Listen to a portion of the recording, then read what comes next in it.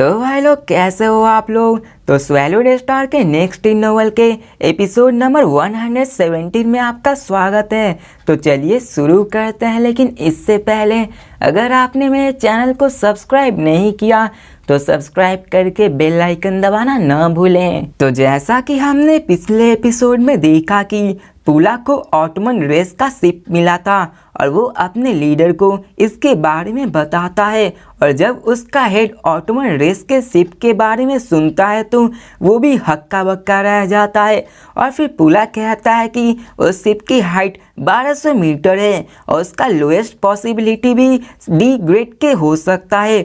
युका नालान सान को भी आंखें चमक उठती है। और फिर पूला कहता है कि टीचर, यहाँ पे हमें यही नहीं बल्कि यहाँ पे और भी कुछ पता चला है कि कुछ सालों पहले यहाँ स्वैलोइंग बीस्ट अटैक हुआ था और ये एक स्पेस बीस्ट था और वो भी एक इलाइट ब्लड लाइन का था और वो स्टार लेवल 1 में था।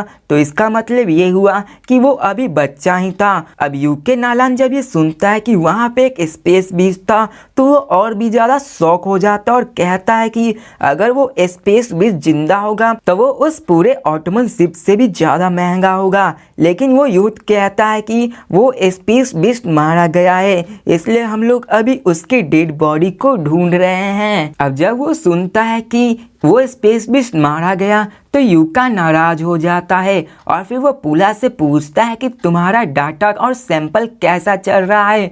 तो पूला कहता है कि मैंने बस आपको यही बताना था कि मैंने उन सबको सैंपल को इकट्ठा कर लिया है। और फिर पूला कहता है कि अगर तुमने इसे इकट्ठा कर लिया तो जल्दी से इसे जेड रॉक स्टार के पास ले जाओ ताकि इस प्लैनेट को खरीदा जा सके। और फिर यूका उन्हें ये सब कहता है कि तुम सबको ह्यूमन को भी कंट्रोल करना होगा क्योंकि यहाँ बहुत सारे ट्रेजर्स हो सकते हैं, या तो उन्हें प्यार से मनाओ या फिर उन्हें मार के। और फिर हमें कोटो हेडक्वार्टर्स को दिखाया जाता है जहाँ पे सारे नॉर्मल लोग ऐसे ही जी रहे थे। उन्हें किसी भी बात की भनक नहीं थी कि यहाँ अर्थ पे हो क्या रहा है। अब तभी नालान सान फैमिली पूरे सिस्टम को हैक कर लेता है और सारे स्क्रीन पे उसी के इमेजेस दिखाए जाते हैं और वो कहता है कि हम लोग नालान फैमिली से हैं और हम यहाँ पे आपसे दोस्ती करने आए हुए हैं। और वो कहता है कि तुम सबको क्या चाहिए, एक पंच में पूरा माउंटेन को डिस्ट्रॉय करना या एक पंच में पूरे आइलैंड को तबाह करना, हम सब तुम्हें ये ताकत दे सकते हैं। और फिर वो लोग अपने ताकत को दिखाते हैं जहाँ पे एक स्टार लेवल 9 का बंदा अपने एक ही पंच में पूरे माउंटेन को डिस्ट्रॉय कर देता है और उसका पूरा शॉक वेव भी 100 किलोमीटर तक में फैल जाता है। अब ये देखकर सारे ह्यूमंस हैरान हो जाते हैं और वो लोग सोचते हैं कि ये तो उस हॉन्ग और थंडर गॉड की बीस्ट के साथ फाइट से भी ज़्यादा खतरनाक है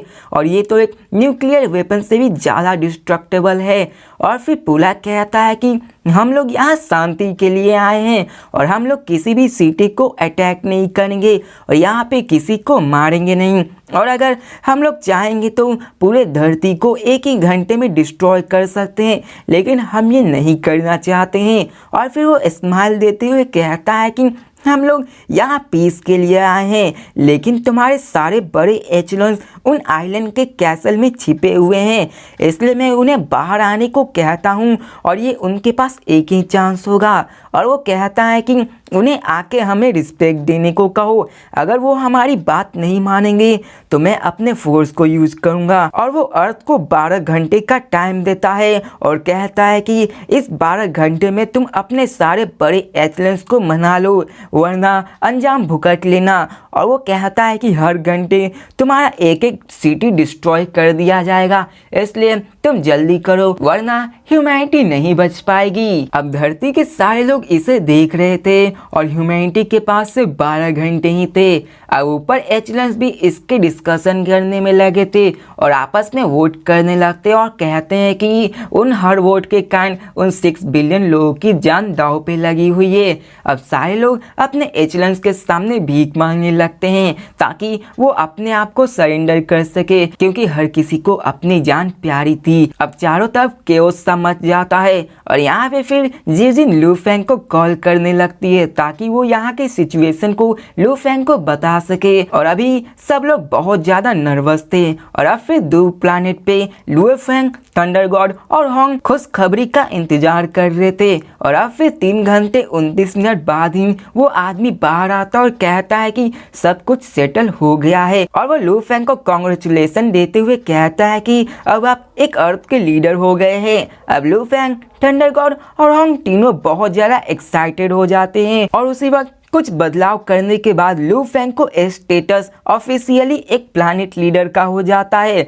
और फिर वो लोग वहां से जल्दी निकलते हैं और अर्थ से कांटेक्ट करते हैं। अब वो लोग अपनी पूरी स्पीड के साथ अर्थ की तरफ बढ़ने लगते हैं। अब वो लोग वर्चुअल यूनिवर्स में एंटर करते हैं जहाँ पे वो लोग भीड़ भाड़ वाली जगह में जाते हैं। अब थंडर गॉड लू फेंग को एक घर खरीदने को बोलता है कि तुम्हें भी एक वर्चुअल यूनिवर्स में अपना घर खरीद लेना चाहिए ताकि हम जब भी यहाँ पे आए तो हम लोग उस हाउस में ही आए।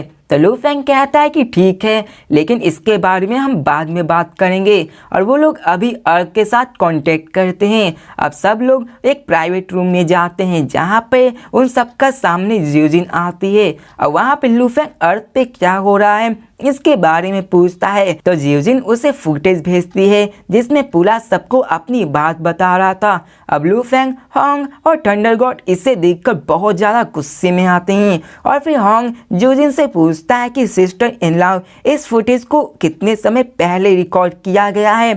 तो जिजिन कहती है कि अभी 4 घंटे 8 मिनट हुए हैं। तो होंग कहता है कि ठीक है, हम तुमसे आधे घंटे बाद कांटेक्ट करते हैं। और अब फिर इसके बाद कॉल कट हो जाता है और होंग, थंडर गॉड और लू फेंग एक दूसरे की तरफ देखने लगते हैं कि अब आगे क्या किया जाए। अब थंडर गॉड लू फेंग को लॉ के हिसाब से चलने को बोलता है, लेकिन लू फेंग कहता है कि इससे अच्छा हमें एक यूनिवर्सल लेवल के स्लेब को खरीद लेना चाहिए। अब होंग और थंडर गॉड भी हैरान होते हैं कि क्या लू फेंग एक यूनिवर्सल लेवल स्लेब को खरीदना चाहता है। अब लू फेंग ऐसा इसलिए कह रहा था क्योंकि उसकी नालान फैमिली एक ब्लैक ड्रैगन एम्पायर के साथ अच्छे रिलेशनशिप थे, इसलिए वो ज़्यादा एक्शन नहीं लेते।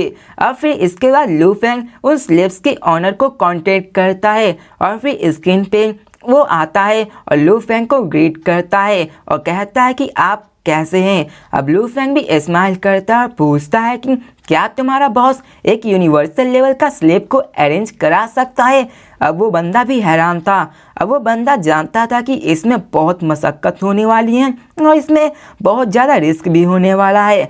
और वो लू फेंग से कहता है कि क्या आप सच कह रहे हैं, अगर आप एक यूनिवर्सल लेवल स्लेब को चाहते हैं तो ये आपके पैसों पे डिपेंड करता है। तो लू फेंग उससे यूनिवर्सल लेवल 1 की कीमत के बारे में पूछता है। तो वो ग्रीन हेयर मैन कहता है कि ये लगभग ट्रिलियन डॉलर्स के मामले में हो जाता है, जो कि आपको गानू डॉलर्स में ही पे किया जाएगा। अब उस बंदे को भी एहसास हो गया था कि लू फेंग कोई मामूली बंदा नहीं है और कोई नॉर्मल बंदा भी इतने सारे स्लेब्स को अफोर्ड नहीं कर सकता है। अब वो कहता है कि इसके लिए आपको 10 ट्रिलियन ब्लैक ड्रैगन डॉलर्स देने की ज़रूरत होगी, जो कि 10 बिलियन गानू डॉलर्स थी।